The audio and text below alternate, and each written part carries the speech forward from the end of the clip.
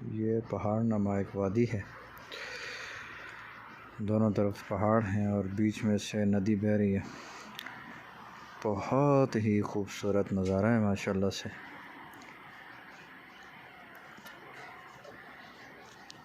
ये सर्दियों में ये जो देहाती इलाके हैं इनमें अक्सर व बेशतर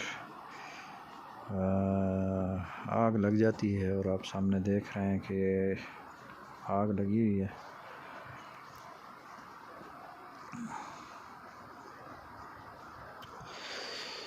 ये हमारे मेज़बान हैं साईं मोहम्मद कामरान साहब। साईं साहब ज़रा और देखें ना, ये साईं कामरान साहब हैं और ये हमारे मौलाना जायद साहब हैं।